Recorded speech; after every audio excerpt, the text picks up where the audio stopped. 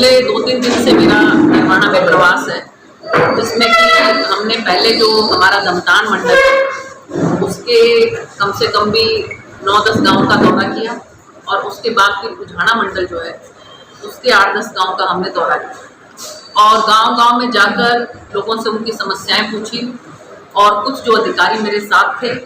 उनका हमने मौके पर ही समाधान किया, और बाकी जो कुछ थोड़ी बड़ी समस्याएं थी उनको हमने नोट किया, और जो कुछ अधिकारी हैं उनके संज्ञान में हम वो बात लेकर आए। जो उससे भी ज़्यादा बड़ी कोई ऐसी समस्या थी या कोई ऐसी योजना जो थी ग्रामवासी जो चाहते थे उनको हमने नोट किया, क्योंकि आप लोगों को मालूम ही होगा कि हमारी सरकार जो है वो समय समय पर बड़े बड़े महापुरुषों की जयंतियाँ मनाती रहती है। इसमें चाहे हम बाबा साहब भीमराव अम्बेडकर जी की बात करें, हम इसमें कबीर साहब की बात करें, इसमें परशुराम जयंती की बात करें, विश्वकर्मा जयंती की बात करें, कबीर साहब की जयंती की बात करें, रविदास जो है जयंती की बात करें, उसी कड़ी के अंदर मुझे लगता है कि शायद पहली बार ऐसा हो रहा है कि हरियाणा की धरती पर हमारे निर्माणा के अंदर जो धनौरी गांव है उसके अंदर जो है हम धन्ना भगत जो है उनकी जयंती मनाने जा रहे हैं, जिसमें कि 3 दिन का कार्यक्रम रहेगा, 21, 22 और 23। उसमें 23 तारीख को माननीय मुख्यमंत्री जी जो है वो यहाँ पर पधारेंगे, और हम सब मिलकर सभी भाईचारे के साथ जो है वो धन्ना भगत की जयंती को मनाएंगे। क्योंकि जो हमारे महापुरुष हैं उन्होंने हमें जो भी आदेश करे हैं, जो भी उन्होंने वचन जो दिए हैं, उन सब का पालन करना हम सबकी जिम्मेदारी है, क्योंकि उनको पालन करने से ही हमारी ज़िंदगी जो है वो सुगम होती है। तो मुझे लगता है कि ये बहुत अच्छी पहल जो है हरियाणा सरकार की है कि पहली बार हरियाणा के अंदर जो है धनौरी गाँव में माननीय मुख्यमंत्री जी धन्ना भगत की जयंती मनाने के लिए आ रहे हैं। इसके साथ साथ अगर मैं बताऊं कि हमने इतने समय में, जैसे चाहे पिछले जो केंद्र के बजट की बात करें उसके अंदर, और इसके साथ साथ अगर हम राज्य सरकार की बात करें तो उसमें निर्माणों को क्या क्या उसके अंदर लाभ हुआ,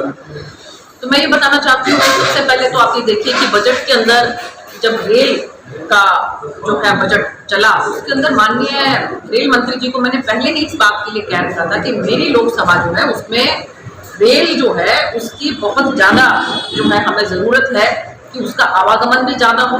उसका जो रेलवे स्टेशन है उसके अंदर भी जो है वो क्लास 1 की जो है सुविधाएं उपलब्ध हमें होनी चाहिए। इसी बात को ध्यान में रखते हुए आप ये देखिए कि जो नरवाना का हमारा रेलवे स्टेशन है वो 7-6 महीने के अंदर अंदर A1 क्लास का बन गया, उसको हमने अमृत रेलवे स्टेशन जो है उसके अंदर लिया। और इसके साथ साथ अगर मैं आपको बताऊं कि पीएम श्री जो योजना है, पीएम श्री के तहत कुछ स्कूल ऐसे थे जिसको केंद्र सरकार जो है अपने खर्चे के ऊपर उनकी सुविधाओं को अपलिफ्ट करना चाहती थी, उनको सुविधाओं को बढ़ाना चाहती थी। उसमें एक स्कूल के अंदर कम से कम भी 50 लाख रुपया केंद्र सरकार की तरफ से आए। तो मुझे बड़ी खुशी है इस बात को बताते हुए कि नरवाना विधानसभा के अंदर हमारा एक तो जो उठाना वहाँ का स्कूल है उसको अपग्रेड किया जाएगा, एक सिंगवाल गाँव वहाँ के स्कूल को भी जो है वो पीएम श्री के अंदर लेकर और उसको जो है 50 लाख रुपया कम से कम लगाकर उसको अपग्रेड किया गया। इसके साथ साथ अगर मैं आपको बताऊं कि पिछले दिनों हमने जो हमारा नरवाना है उसमें आपको पता ही होगा कि जो नांदेड़ साहब सचखंड जाती है उसको ट्रेन को रुकवाने का काम किया, एक हमारी ट्रेन जो बठिंडा तक जाती है दिल्ली से उसका स्टॉपेज दिलवाने का काम किया, और आगे भी हमारी कोशिश रहेगी कि यहाँ पर जो है वो रेलवे का जो यातायात है वो उसमें सुगमता है। क्योंकि मुझे लगता है कि पूरे हिंदुस्तान के अंदर अगर सबसे सस्ता और सबसे अगर अच्छा कोई साधन है ट्रांसपोर्ट का तो वो रेलवे है, और हम लोग कोशिश भी करते हैं। आपके माध्यम से भी मैं ये कहना चाहूँगी कि जो लोग रेलवे का इस्तेमाल नहीं करते तो वो लोग भी कोशिश करें रेलवे का इस्तेमाल करें, क्योंकि एक आपने और देखा होगा कि अभी माननीय प्रधानमंत्री जी ने भी पिछले दिन खुद भी इस बात को लेकर ट्वीट किया था, मुबारकबाद देती हरियाणा को कि हरियाणा में जितनी भी ब्रॉड गेज की जो हमारी जो रेलवे लाइन है उसमें जो सब ट्रेन जाती है सब ट्रेन 100% इलेक्ट्रिफिकेशन है उसका। तो ये कितनी बड़ी सौगात है, क्योंकि जैसे आपकी इलेक्ट्रिफिकेशन जो है वो बढ़ती है उसके हिसाब से आपका रेल का आवागमन भी बढ़ता है और उसके साथ पोल्यूशन भी कम होता है। और एक बात मैं आपको बताना चाहती हूँ कि जो सरकार की योजनाएं थी उसके तहत हमारा कुछ इलाका यहाँ पर ऐसा था जो सेमग्रस्त था जिसके अंदर खारा पानी था, किसान जो है वहाँ पर खेती कर नहीं सकता था और हमें समझ नहीं आ रही थी कि इसको हम कैसे आगे बढ़ाएं, इसमें क्या कर सकते हैं। तो माननीय प्रधानमंत्री जी की जो मत्स्य संपदा योजना उसके तहत आपने देखा होगा कि के अंदर भी और यहाँ पर कुछ किसान भाइयों ने एक परंपरागत खेती से हटके वहाँ पर अपने 1 एकड़ में 2 एकड़ के अंदर जो व्हाइट श्रिम्प जो होता है, सफेद झींगा, उसका पालन किया और उनको बहुत लाभ मिला इसमें बल्कि एक तो बहुत बड़ा उदाहरण हमारे पार्टी खुद के मंडल अध्यक्ष भाई मनदीप जायज जी। और कई बार हम ये नहीं कहते, अब बस खेती में भी आपको मालूम होगा कि उसके अंदर भी कई बार नुकसान हो जाता है। जैसे अभी काफ़ी ज़्यादा बारिश हो रही है, काफ़ी तो किसान भाइयों को हमने माननीय मुख्यमंत्री जी को तो मैंने स्वयं पत्र देकर उनको आग्रह किया,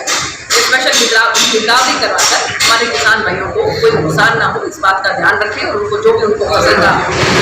जो भी मुआवजा हो सकता है वो सही तरीके से दिया जाए। लेकिन फिर भी ये कोशिश रहनी चाहिए कि हम परंपरागत से हटके कहीं कुछ और अगर अपना थोड़ा बहुत कुछ ऐसा बिजनेस करना चाहें जिससे हमें लाभ मिले तो हमें ज़रूर करना चाहिए। माननीय प्रधानमंत्री जी ने, मैंने वो एक किसान की पूरी कहानी जो है वो अपना ट्वीट किया तो माननीय प्रधानमंत्री जी ने उसको रिट्वीट किया और मुबारकबाद इस बात को। अब आप देखिए 1 एकड़ के अंदर एक किसान भाई को 3 से 4 लाख रुपया, कई बार इससे भी ज़्यादा जो है एकड़ के अंदर लाभ मिलता है। जो परंपरागत खेती है उसमें नहीं ऐसा लाभ पा सकता। तो और कुछ हमारा जैसे 1 डिस्ट्रिक्ट 1 प्रोडक्ट, ये केंद्र सरकार की योजना है। माननीय मुख्यमंत्री जी ने एक कदम और बढ़कर उसको 1 ब्लॉक 1 प्रोडक्ट का, जिसके अंदर अगर हम नरवाना की बात करें तो यहाँ पर पोल्ट्री जो है उसको बढ़ावा देने की बात कही है और हमारा सिरसा है उसमें कीनों को बढ़ावा देने की बात की है। जो हमारा फतेहाबाद है उसके अंदर सिट्रस को, गुआवा को, उसको बढ़ावा देने की बात की है। तो अब मुझे लगता है कि हमें थोड़ा सा एक आउट ऑफ बॉक्स सोचना होगा और इस तरह से हम किस तरह से आगे बढ़ सकते हैं, सभी लोग आगे बढ़ सकते हैं, इस बात की तरफ ध्यान करना।